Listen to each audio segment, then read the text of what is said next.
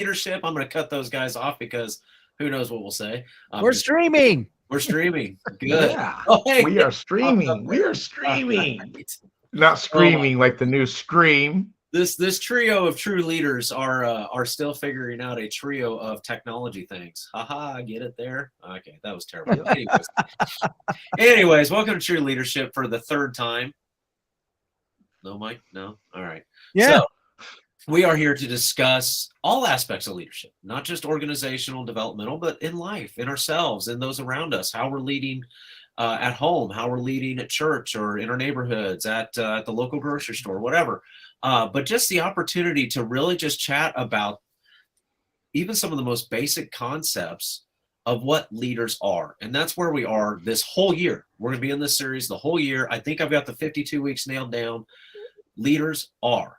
And it's a ... Why? Because there's so many different attributes and abilities and capabilities and possibilities and opportunities that exist in leadership that to trying to define it as one is actually pretty difficult.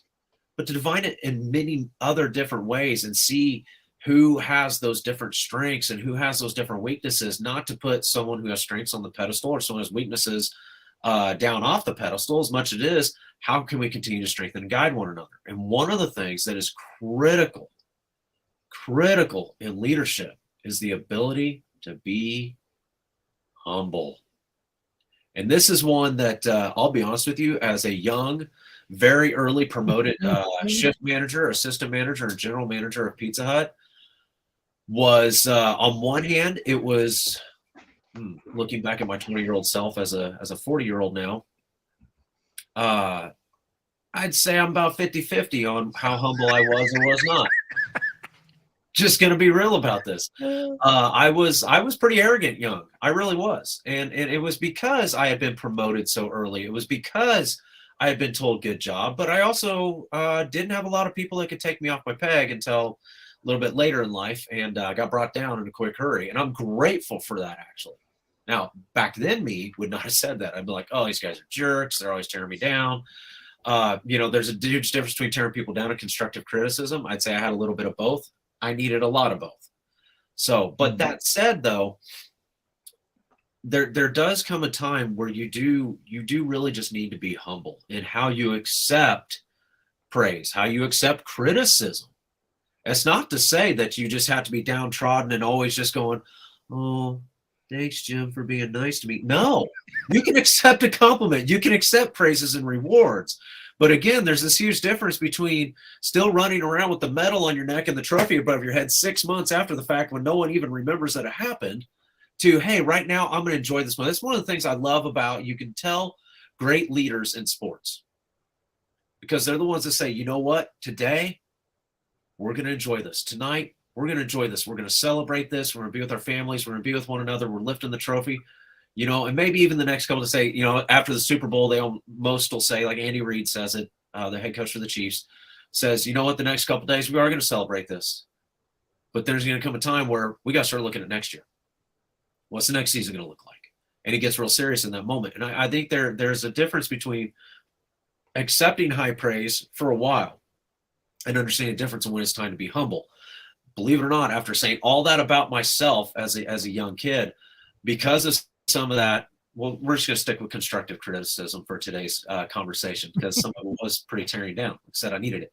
I actually reverted way down into being too humble, to where a very good friend of mine actually called me out on it and said, listen, you need to accept this moment. You need to accept this praise, and you've got to start learning to accept thank you.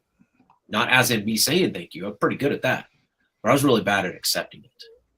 And so, Jim, I'm going to come to you first today. What is, after I've said all that, what is your definition of the differences between high praise and taking it too far and being humble, especially as a leader when other people looking to you going, man, this guy can't let it go. He just thinks he's, the coup de grace of everything, and may or may not be. Now, high praise, okay, can you rephrase the question again? Because I can answer that in two different ways. When you're saying what is the difference between high praise and being humble, give me a quick answer. So my question is what is the difference in relation to being in high praise for too long and then recognizing when it's time to start being humble? Okay, well, wow, this is I'll take I'll take I'll You take a seem look at it. surprised you ask a good I am a question. little surprised. You know what? Go to Mike for this one. I have to think about this. Mike, does that That's fine. if you don't Hold if you on, don't time out. mind. No, time out, time That's out. Here's the good. thing. Mhm. Here's the thing. I love this moment. Why? Yeah. Because Jim is being humble and saying, I need a minute to think about it. Because I did Mhm. in approximately 4.5 minutes. 4.5 minutes. I threw a lot out there because Yeah. there is Yeah, you so did. much to being Mhm. humble, especially as a leader, but also recognizing when maybe it's a good thing to accept some praise. Maybe it's a good thing to say, hey, I appreciate the fact that you guys noticed me. So Mike, we'll go to you on this. What are your thoughts in the differentiation of being on the platform, having a moment, holding up your trophy versus also recognizing when is it time to be humble? So great example yesterday on the PGA Golf Tour. Scotty Scheffler wins the Players Championship. Okay, Which is a big deal. Players Championship pays out this year $4.5 million. Okay. Wow. Let alone So- all his endorsements are going to go through. Yeah. the roof. So Scotty's having a pretty good year again this year, and he wins a golf tournament and he makes $4.5 million. He goes to the press conference. By the way, there were a number of other things that happened on his way to the press conference, such as humbling himself.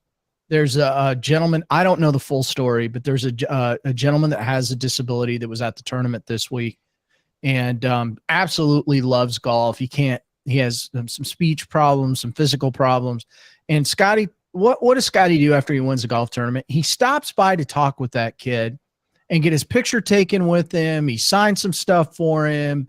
And he goes to the press conference. And what's Scotty talking about? Not the $4.5 million he made, not the fact that he won the golf tournament. No. Hey, my 88-year-old grandmother followed me around at the golf tournament this week. Every hole, 88. I said she's 88. She walked every hole this week. And you know what he was stoked about? Grandma's making dessert for us tonight after the tournament. That's awesome. So, you asked that, and that's what humble is, right? I mean, he didn't walk into the press conference and go, hey, dudes, I just won $4.5 million. Screw y'all. I don't need to be here. I mean, he did his due diligence. He took time to be with fans. And, and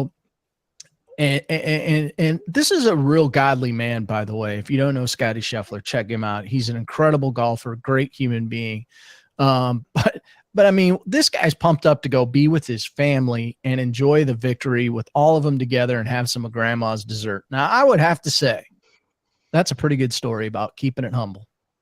Yeah, and there are many instances, not just golf, in sports and in leadership in general, where so many they do get a big reward or they get a big promotion, and it just goes, what's the old saying? It went right to their head, right? Yep. Like I'm the boss, I'm the champion, and in sports is kind of a different animal in the fact that it can be humbling because you literally can go from being number one to bottom of the barrel because you miss six shots or probably more than that. But whereas in leadership, though, there are too many instances, and this is why I was asking, figuring out this differentiation between accepting it, being grateful you've got it, whatever it may be as a reward or the promotion or both. And then also recognizing, okay, you know what, on Friday, we're going to celebrate this. We're going to have the cake and cookies and, whatever. And then, but on Monday, hey, it's back to work. Mm-hmm. I don't lord myself over you. I don't think I'm better than you.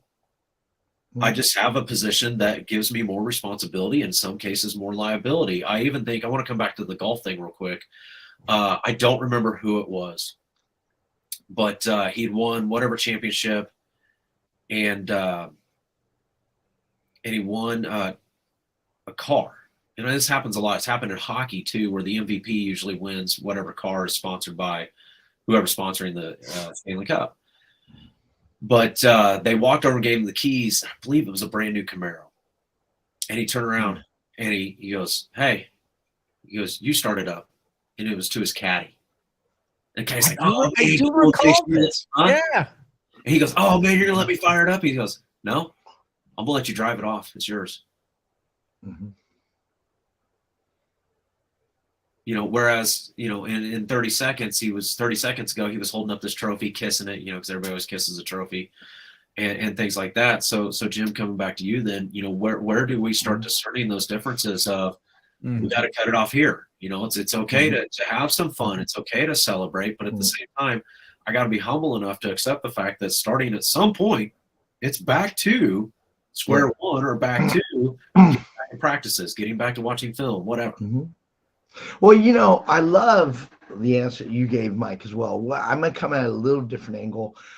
I think, personally, you think of when somebody is given a great award, what do you usually see them do mostly? They are usually say, wait, I want to thank these people that were there. Now, there is a time if somebody's working through, there are some caveats, something, and they do a breakthrough, they should be proud of themselves. You know what I mean? And I think people that I know for myself, as soon as I forget where people come from, like, let's say, oh, I could do it, why can't you? But it's not in a way like this, more condescending, like, oh, you should be doing it because I can do it easily, versus I want you to be able to do this because I've done it. And you're thinking of yourself as paving a way. That's different than looking down on people because you're better than them. We know that. But also, I can tell you, through every great feat, you trace it, you did not do it alone. Something happened that triggered you being able to do it. Either people that are supporting you along the way, or something, there's a tripwire in something, or you got some level of support, encouragement that made something happen to you. As soon as you lose the ability to think in your heart and mind, whether you express it or just internally, you're not grateful, like truly grateful. That's number one. And number two, I brought up, and you start looking down on people in a condescending way, I think that's a clear sign that something's not quite right. But as soon as you do that, I'm personally in this realm where, hey, take all the glory, take all the fun. I believe that God has blessed you with it. And if you can use it to his glory and serve as a great example, and if you're thinking about, wow, I can be a great example for that, that's different than thinking, wow, I'm better than these people. And we know how we're thinking internally. I think that is differentiation for me. But a great question. I really needed to think about it. Like the whole thing. You think about it. Even though I joke around, I always say, two whites don't make a Wong, which is true. We understand what we're saying, right? As a joke.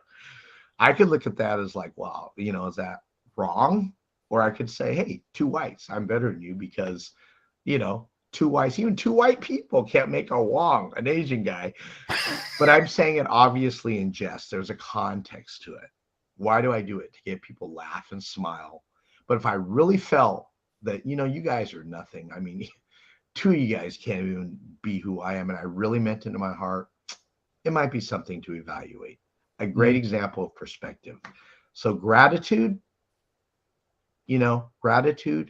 and basically, again, just I believe that's really important for humility. And if you're looking down on people, that's a great example of pride.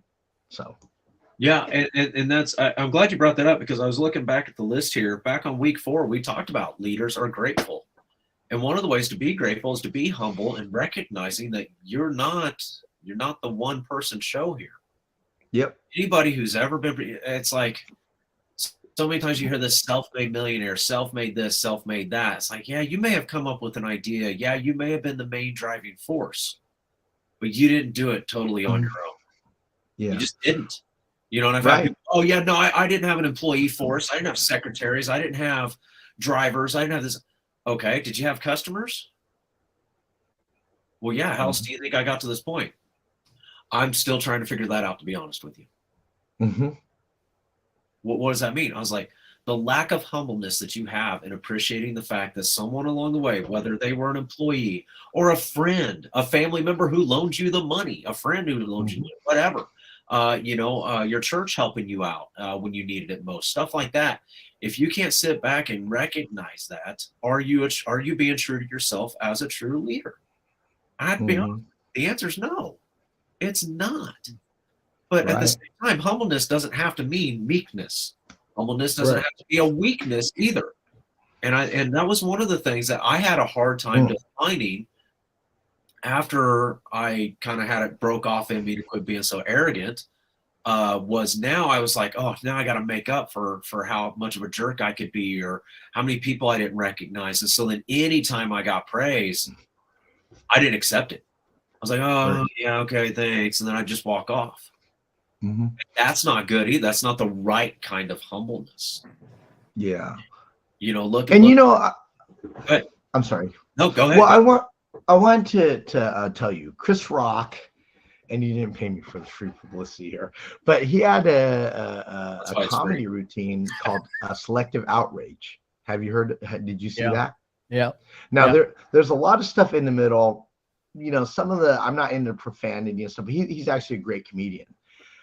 Mike knows what I'm talking about. I'm not going to give too much away, but just enough about this. He was quiet after the slap, you know, from Will, although he had a couple of fun things that he had fun with. But at the end, I felt he really was trying to make a point about the slap and the perspective. I'm trying to not give too much away in terms of it. So if you ever watch it, it's really worth watching. Mike, you can either agree or disagree. But in the end, what he did was he actually said, hey, before all this happened, there's something that led to it. You know, basically the wife started it by saying, because Will Smith did not get this award, then you shouldn't have emceed it. And he goes, what do I have to do with it? I'm not the person. I'm just the announcer at this Oscar event. So he really started. She made a couple of fun jokes about the wife. Will took it, you know, my perspective, I would agree, a little too far. But yet he didn't just go after Will. I didn't feel like he actually edified Will. Will's been an icon for me. I looked up to him. There was a lot of this. And, you know, comedy's comedy. You got to just accept that realm. But it hit Will at the wrong time for whatever reason. And he said, hey, Will would tolerate certain things, but it happened to be me. And I was a person that idolized him in a lot of ways. And he was very selective. And so I thought Chris Rock gave a great example of being humble, holding back, because he could have said a lot about it. And he made a very important point at the end that I thought was great about family.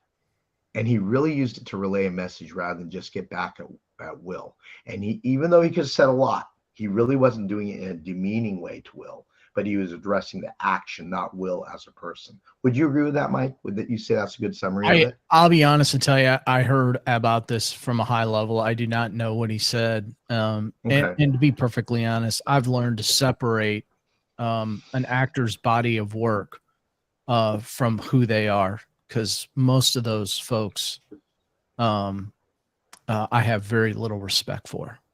Yeah. But I do respect a good body of work. I know what goes into performance because I see it in my house all the time. And so I have a tremendous amount of respect for the work that they do. But some of those people, I'm just going to leave it alone. Okay. Well, so you didn't. I'm sorry, I misunderstood your acknowledgement, but you didn't see it. But it's worth seeing the end. But I do think it's important that some of these people be humble. I mean, we're talking about people that have made hundreds of millions of dollars. And last night, Jamie Lee Curtis, and I caught the highlight, won an Oscar. And the first thing she did was hop up on stage and said, "This goes out to the hundreds." There we go. Hundreds of people that helped me get to where I got to. Yeah. You know, and that's really, really important. And, you know, I'll say this. One of the things that, as I was preparing for this today, and I'm actually so grateful for this because I've been doing a lot of work around asking for help. And I'm gonna go there next, by the way. It occurred to me while I was looking at certain pieces of information about being humble and humility, that asking for help is a pretty big part of that. So thanks, Chris. You helped me finish out the chapter in that book. I'm sure of it. Because, you know, good leaders are humble and have humility and recognize that it's the people around them, you know, that can help them lift them up. You know, some of us have more talent in others than other areas, but we all have a weakness that we need to overcome. And most of the time we don't get there alone. It's on the shoulders through the help of somebody else. And so You know, I like, and I'm going to do some more exploring on this, because I'm going to say that I, as I was preparing today, didn't take into consideration the role that humility plays in asking for help. Yeah, and I'm glad you brought that up, because that's actually where I was going to go next with so humbleness is kind of one of those broad topics, like saying leadership. Like, I'm going to do research on leadership. Which part? Mm-hmm. Same thing with humbleness. That's why I started it off with the discernment between, where am I at? Am I being really humble, which is now too humble, or am I not being humble enough? And it depends on these different aspects. Is it, you know, Mike, you immediately, you know, talked about Scott, right? The golfer. Scotty Scheffler. I couldn't think of the last name. Scott Scheffler. I wanted to say another Scott that we all know. Yeah. With the same last name sound. Scott Schilling, for anybody who wants to look him up. Amazing man. But there are these differentiations in humbleness. You said Jamie Lee Curtis. She hopped right up there and thanked everybody. It was funny you brought that up, because I follow Chris Pratt on social media, and the other day he was with all his staff. He's like, listen, I have to give a shout out to those that make me what I am. And a lot of people, when they say that, they're talking about the directors, the producers, their agent stuff.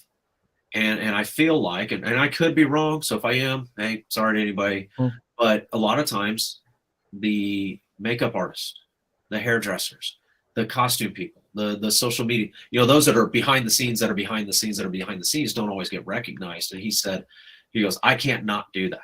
I have to thank these people, because if not, I don't walk out of this trailer, his RV trailer thing that they stage in.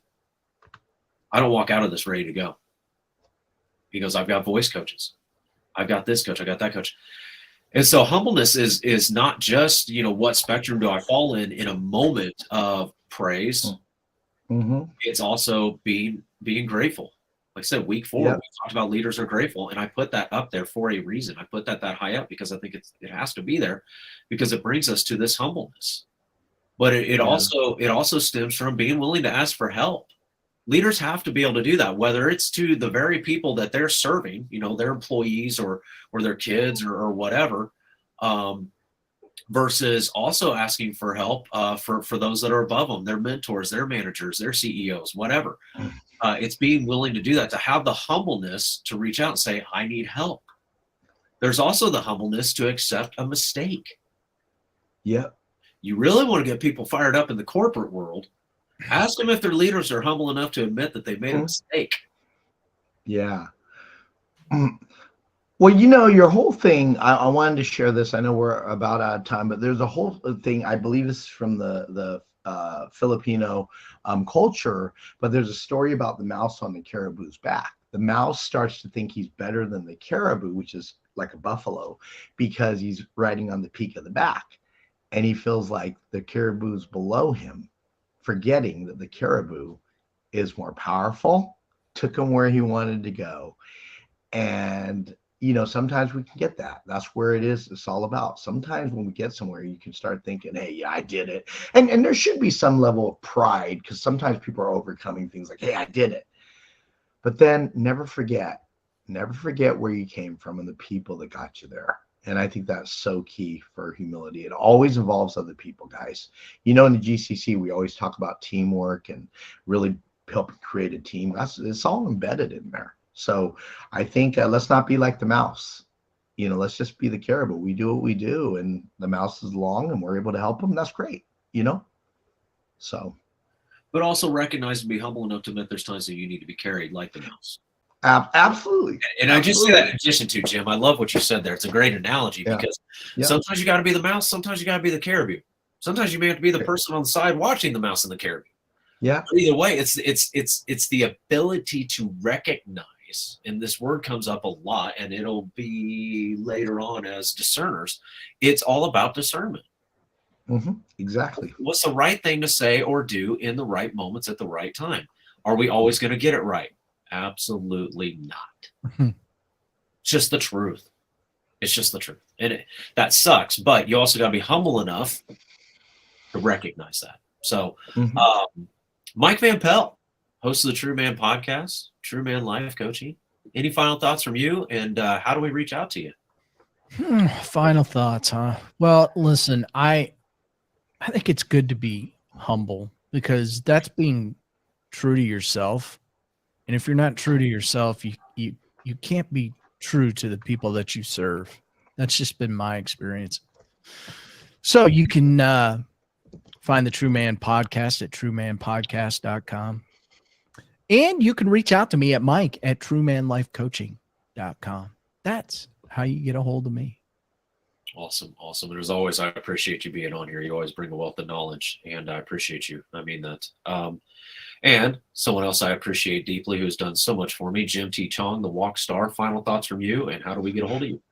Yeah, real quick, I was just looking up the word humble, and on the internet it says having or showing a modest or low estimate of one's own importance. Now, we could take that a lot. Well, you should feel like you're important, but I looked at this pretty deeply, and it really is about the fact that we understand the big picture of things. We're but a mist. The Bible even talks about it. As important as we feel, we are really a mist. When we understand that, I think it helps keep us humble. Don't make ourselves bigger than what we are. Never forget those that got you where you were at, and be grateful. You can go to zoomturtle.com, scroll down. I'm actually bringing a lot of my contact information up there as well. But zoomturtle.com, you find me, Jim T. Chong, the Walk Star. You can look me up on the internet. But really excited about what you're doing, Chris. It is a great way to start the week. And I think that as we ramp things up to the next level of things, you've done a tremendous job. So I'm really grateful. I really am grateful that you're leading this, and just I really respect you a lot, and you help me with our meetings. You and Mike do for our GCC on Wednesdays. But thank you again just for bringing this up to have us really think about the things that are most important about leadership. Yeah, and thank you. I accept that. I receive that, and I appreciate it. One of the things I want to close out with. Jim brought up, realistically, in the grand scheme of things, we're missed. It says, the Bible says, from dust you are created, to dust you shall return. And when I think of humbleness, ironically enough, outside of Jesus, I think of Solomon. People always like, how do you think of Solomon in all this? The guy was the richest king ever. It's like, yeah. And even in today's dollars, he'd be the richest king ever. Here's the thing. He knew he was going to be king. He already knew he was going to be the leader. He already knew he was going to have the palace. He also knew he was going to build the temple, the permanent temple that God told David he couldn't do, his own dad. He could have sat back and said, I want treasures, jewels, all this and that. And when God asked him, what do you want? He humbled himself before the Lord, which, by the way, you're supposed to do. And he said, I want the wisdom and knowledge. And to me, that's being a truly humble leader. That's what will create your discernment. Asking, seeking, knocking, looking for, reaching out for the wisdom and the knowledge. All the other things will come with it. Preach. You gotta be humble enough. Gotta be humble enough to accept that on both sides. Humble enough to accept the fact you need the help. Humble enough to accept the fact that you should receive the praise as well when the rewards come, because they will. If you are true to yourself and true to others, you will be a true leader. I'm Chris Tice, co-founder of EagleFireEnrichment. You can reach me at chris@EagleFireEnrichment.com. As always, gentlemen, truly blessed and humbled to serve here with you on the True Leadership Show. Mike laughs, but he knows it's true. And everybody, go out and have your best week ever. Truly mean that. Make every day great. Remember, can't never did. God bless us all. We'll see you next week.